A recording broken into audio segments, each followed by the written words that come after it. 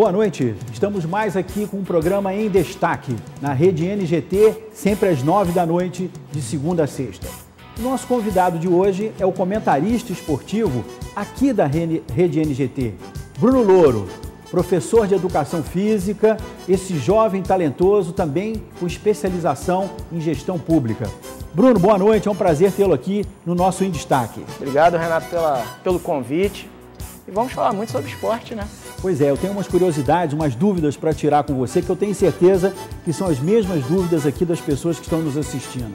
Bruno, vamos falar um pouquinho sobre essa questão de gestão pública atrelada ao esporte, atrelada ao momento olímpico que o Rio de Janeiro tem, que é um momento olímpico especial, com muitas obras, muitas realizações. E, logicamente, quando você tem obras, você tem realizações, você tem aquele período ali que, às vezes, o trânsito fica um pouco pior, às vezes a situação fica... Mas eu acho que o investimento é válido, porque vai trazer retorno.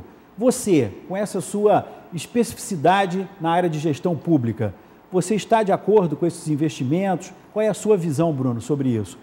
Notadamente falando do momento olímpico. Dentro dessa visão olímpica, a mobilidade urbana, realmente o Rio de Janeiro precisava desse investimento de infraestrutura. Era necessário, e aí com o advento dos Jogos Olímpicos vamos investir. A gente vai ter alguns transtornos agora, até a implantação de todo o processo viário que estamos agora produzindo aqui na cidade do Rio de Janeiro. Eu acho que tudo em 2016 vai estar tudo prontinho, tudo uma beleza. Claro, eu acho que o investimento no metrô seria melhor do que no BRT, mas isso é uma outra discussão. Mas a gente tem que ver um pouco a nossa política pública esportiva. Eu acho que o Brasil perdeu uma grande chance quando foi há 5 anos atrás, 6 anos atrás, foi lá levantar a bandeirinha e falou, levantou aquela plaquinha, Rio de Janeiro, o investimento na base e no treinamento esportivo. Eu acho que a gente perdeu um pouco nisso. A formação de atletas, você hoje não vê nenhum grande atleta individual, no esporte individual. Vamos tirar o judô. Judô, voleibol, vamos tirar, porque estão em outra esfera dentro dessa visão esportiva brasileira. Mas esporte como atletismo, a gente não tem um atleta de destaque. Estão falando da Malrin ainda. Pô, Malrin já é uma pessoa que já passou dos 36, está nos 37 anos, não vai estar no ápice da forma física. A gente não tem nenhum grande talento despontando nos esportes individuais. Então vamos ver o que acontece. Eu acho que a gente perdeu, diferente da China, que quando teve em 2008 em Pequim, já vinha numa preparação na base para formar atletas para chegar no alto rendimento, atropelando os Estados Unidos, porque eles quase conseguiram em 2008, está disputando no nível deles. Foi a preparação da base, lá na escola, investimento nas universidades para formar treinadores. A gente perdeu isso, a gente está aqui do lado da UERJ. O que a UERJ teve investimento para formar profissionais de educação física, gabaritados, para fazer um bom trabalho com os atletas da base ou atletas já renomados? Não temos. Diferente do aí que eu falo, o diferencial é o voleibol. Você tem uma estrutura, seja na área de fisiologia do esporte, treinamento, bioquímica, toda a estrutura montada para pegar naquelas competições internas que eles fazem pelo Brasil, pegar os valores e aí começa a investir com um garoto com 15 anos. Aí aparece um cara na seleção, ninguém sabe quem é, atropelando. Quem é o Wallace? Há pouco tempo ninguém sabia quem era o Wallace, o ponteiro. Todo mundo sabe agora, veio na seleção de base. Está lá em Saquarema desde os 14 anos de idade. Eu acho que a gente perdeu um pouquinho nisso. Agora, Bruno, pegando especificamente esse assunto, você citou o caso do vôlei como um case de sucesso e nós sabemos que sim, tanto no masculino quanto no feminino, já ganharam tudo, né, por esse mundo de Deus. Tanto na Olimpíada, quanto em encontro mundial, os melhores do mundo. Enfim, o vôlei realmente é uma referência, é respeitadíssimo há décadas. E tem ali a Confederação Brasileira de Voleibol, que é a responsável por esse projeto. Ela recebe recursos, às vezes do Ministério dos Esportes, às vezes de um patrocinador, no caso do Banco do Brasil, que patrocina. Então foi um dinheiro bem empregado, formou gerações. Tanto é que o Bernardinho e o Zé Augusto, né, eles têm facilidade para poder renovar a equipe, porque aparecem novos talentos. À medida em que você implanta, isso vai naturalmente, né? Vem naturalmente. Ô Bruno, me diz uma coisa, com relação à questão olímpica, esse legado que todo mundo fala, na mobilidade urbana, na questão da sustentabilidade, isso também não pode ser feito através de uma parceria público-privado?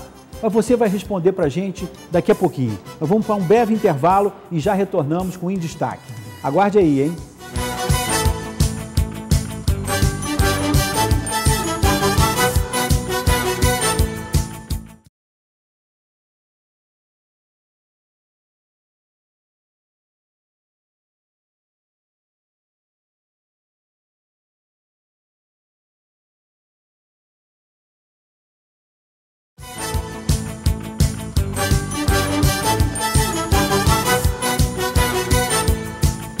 Bem, nós estamos de volta com o nosso programa Em Destaque.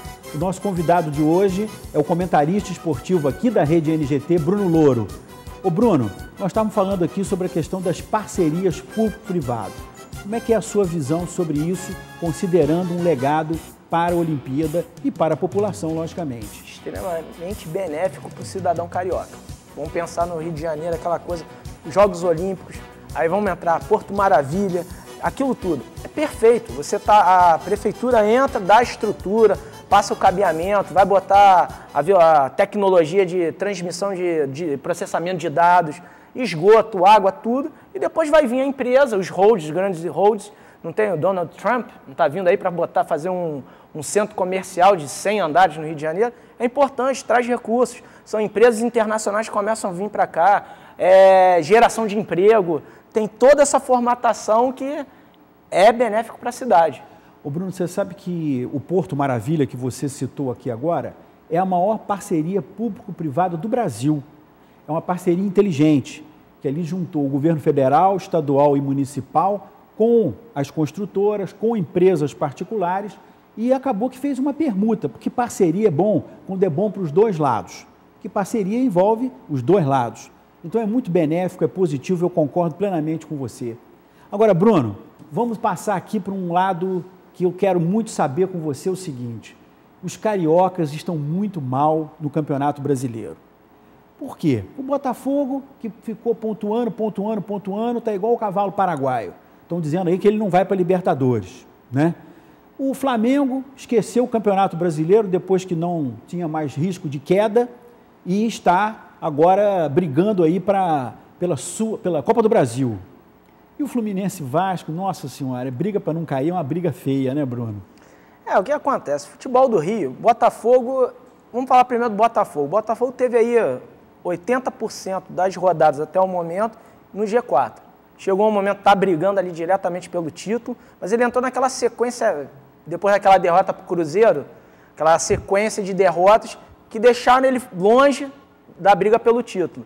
Mas ele ainda, acredito ainda na força do Botafogo, acho que o Oswaldo de Oliveira montou muito bem o time, é um time que, taticamente, quem entra, tecnicamente não é igual o jogador ao titular, mas taticamente sabe o que tem que fazer. Entra um garoto ali novo, ele está sabendo o que tem que fazer. Então é um time que se doa, tal.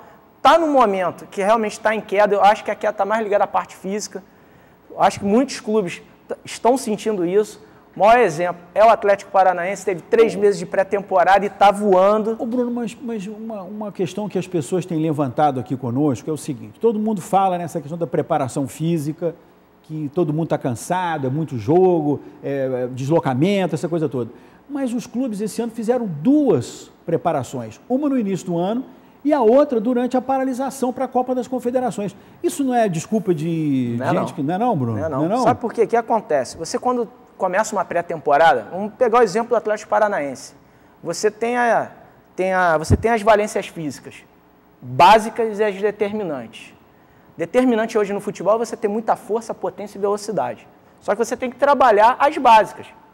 E chega nesse momento, numa pré-temporada longa, o preparador físico, a medicina desportiva, os fisiologistas, os fisioterapeutas, são muito importantes para a recuperação dos atletas. Entre cada sessão de treinamento, você vai se basear, você vai montar uma programação, vai fazer aquela pré-temporada forte e vai dar subsídio até o final. E aí você tem as curvas de treinamento, que aí se eu ficar falando disso, a gente vai levar uns 10 programas para ficar discutindo disso. Mas você tem isso, claro, com o lado tático, aí o lado técnico, você tem essas variáveis que vão dar no final. O Atlético Paranaense tem ali a variável tática, teve uma mudança, teve troca de treinador, tal, o Wagner Mancini deu liga no time e o time voou. Mas o time sempre correu muito. Diferente de alguns clubes. Há uns anos atrás eu lembro, o próprio Flamengo, eu lembro que, se não me engano, era o treinador, era o Caio Júnior, o Flamengo vinha ali entre os primeiros disputando o título, e chegou nas últimas rodadas, o time não conseguiu ganhar de ninguém. Aí todo mundo, foi culpa do Caio Júnior, foi culpa do jogador. Não, o time não aguentava mais correr. Por quê? Chegou num momento onde ele chegou no ápice e depois vem no declínio físico. Eu acho que está acontecendo isso com o Botafogo. Fora isso também que os jogadores, às vezes, para descontrair, eles participam também de algumas festas e tal, aí prejudica mais ainda. Ô Bruno, eu quero ver você pegar um trabalhador, né, que acorda às 4 da manhã, que enfrenta o transporte complicado, vai trabalhar, um salário pequeno. Eu acho que o jogador de futebol reclama muito, Bruno. Ainda voa na pelada dele. Ainda voa na pelada, não é? Agora, só para finalizar aqui a questão do Fluminense e do Vasco, né? O Flamengo, eu acho que vamos falar depois do Flamengo com a Copa do Brasil. Você acha quem cai? Fluminense ou Vasco, ou os dois, ou nenhum dos dois? Sem ser torcedor. Vasco. Vasco cai? O Vasco está fazendo de tudo para cair.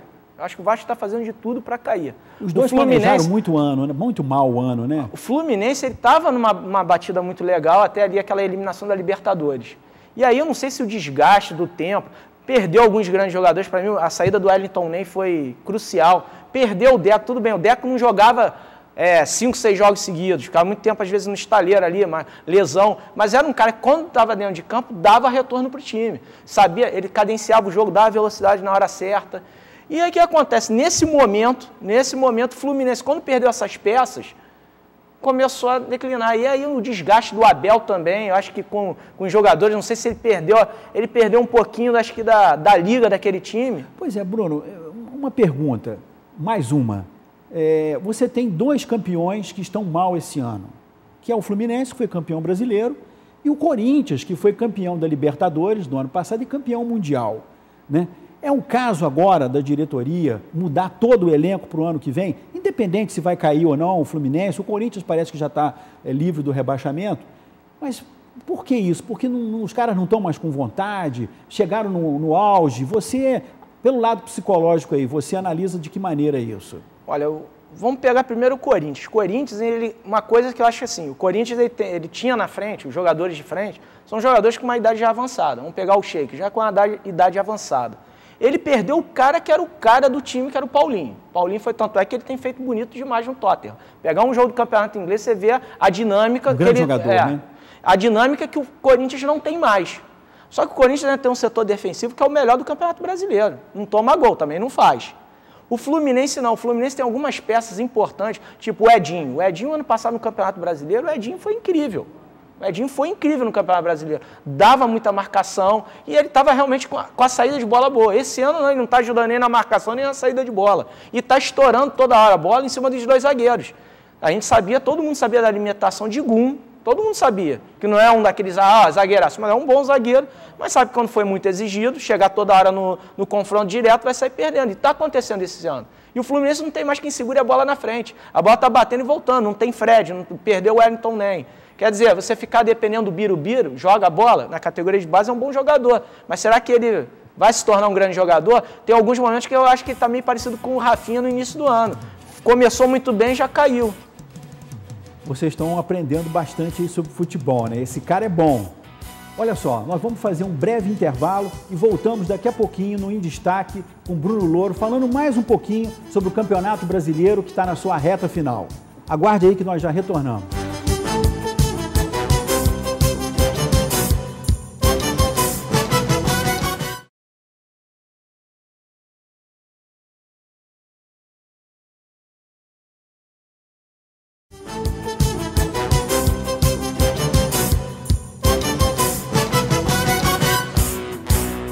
Muito bem, nós estamos de volta com o nosso programa Em Destaque e o nosso convidado de hoje é o comentarista esportivo aqui da Rede NGT, Bruno Louro.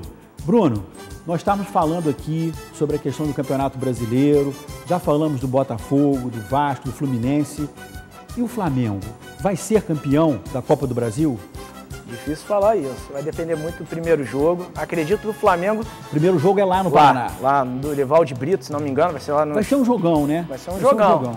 Mas é aquilo, o Flamengo é um time que, como eu falei no bloco anterior, tem times que tem fisicamente morrem, o Flamengo é um daqueles times que morre no segundo tempo.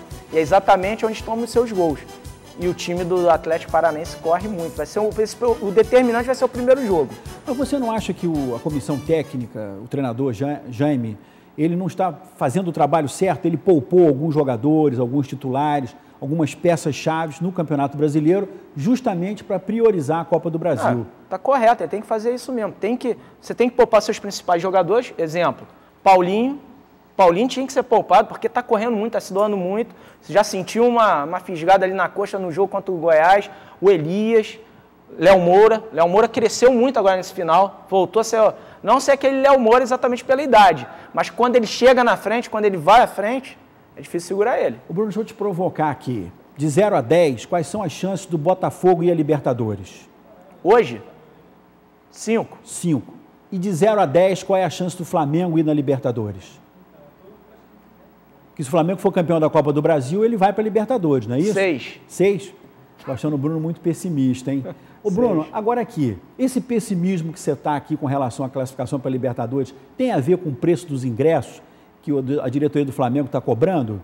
Olha, o preço dos ingressos não está atrelado não, mas realmente o preço dos ingressos veio meio abusivo, né, nessa fase final. Quem é torcedor, quem vai em todos os jogos, tá ali, o cara que é sócio torcedor, pensando que vai vir Tudo bem, tem que ter um aumento porque é uma grande final, é um momento ímpar para o clube. Isso o Fernando Bonan falou aqui pra gente. É um momento ímpar, você tem que aumentar, mas eu acho que o aumento foi meio abusivo, dentro da realidade hoje carioca. Eu acho que você tem que segregar realmente o Maracanã, não tem que pensar, hoje você tem que ter ingressos baratos, tem que ter ingressos caros, mas ingressos de R$800 Mas não foi uma estratégia do Flamengo para captar mais sócio-torcedor? Porque aí se o cara vem para sócio-torcedor, porque hoje o clube que tem mais sócio-torcedor é o Inter de Porto Alegre. 110 mil. 110 mil, só que o Inter tem pacote de R$10.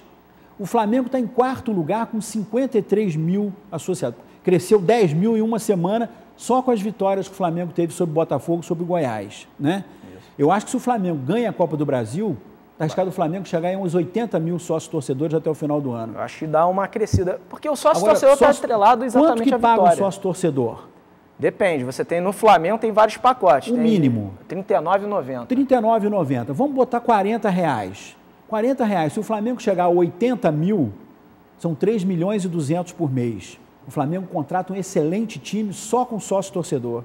Não, mas eles até botaram como uma propaganda. E também não atrasa mais o salário, né? Não atrasa o salário. Mas eles botaram até como marketing. Exatamente. A torcida pode fazer a diferença. Você pode contratar um grande jogador. Aí botou a foto de uns jogadores lá, tinha essa propaganda sendo jogada na internet. Tinha isso. Pô, é o caminho. Eu acho que vitória traz torcedor para o sócio-torcedor. Ô Bruno, me diz uma outra coisa. Eu queria ouvir de você quais são os melhores 5 jogadores que você viu jogar, seja ao vivo ou seja por televisão. Olha, eu gosto de falar disso porque, assim, na época que eu fazia a faculdade de Educação Física, a gente fez muito trabalho de história mesmo do esporte. E eu sempre fui focado principalmente nas grandes seleções. Sempre gostei de analisar, tipo a Holanda de 74, Seleção Brasileira de 82, a Seleção Brasileira de 50, pena que perdeu a Copa do Mundo aqui dentro de casa, mas sempre olhando isso.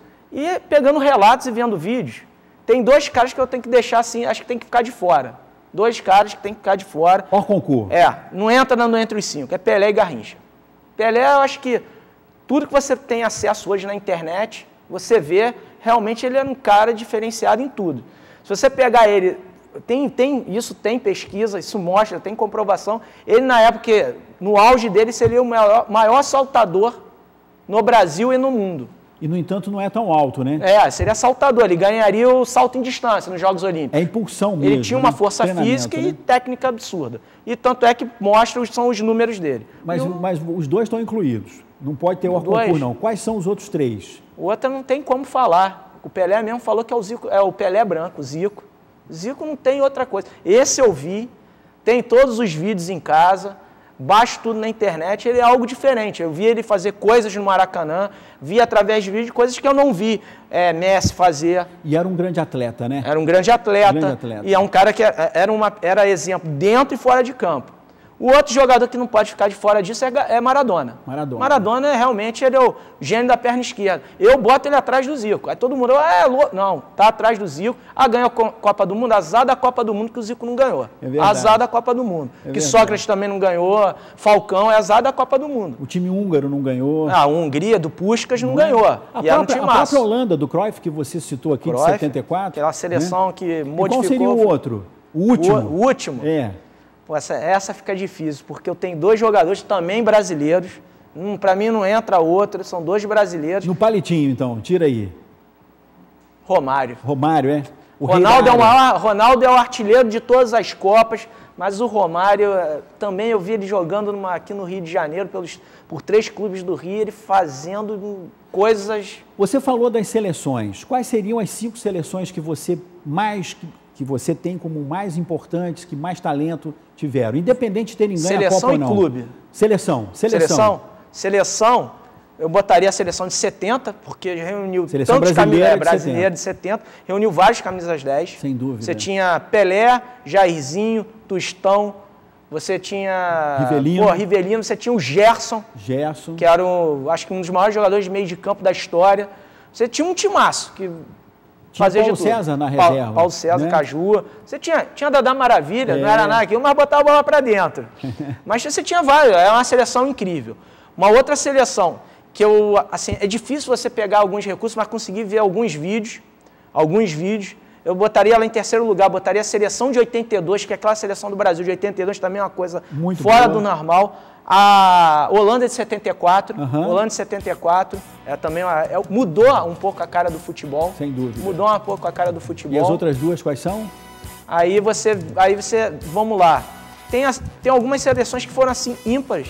Acho que a forma de jogar. Eu gostava muito da Holanda campeã europeia. A Holanda campeã europeia. Que tinha Van Basten. Aquele time era um time diferenciado. E a última, Bruno, para a gente finalizar. A Espanha. Bicampeão europeia e campeão do mundo. Se você concorda com o Bruno, mande um e-mail para a gente. Se você não concorda, também mande a sua seleção. Quais são aquelas que você prefere? Considerando que das 5, 2 foram campeãs mundiais e 3 não. Ou seja, o Bruno aprecia o bom futebol independente do resultado. Bruno, muito obrigado por sua presença aqui no nosso programa em Destaque e até uma próxima vez. Até a próxima. Obrigado, pessoal. Um abraço, uma boa noite, tudo de bom. E estaremos de volta no nosso próximo Em Destaque, sempre às 9 da noite, aqui na Rede NGT. Valeu!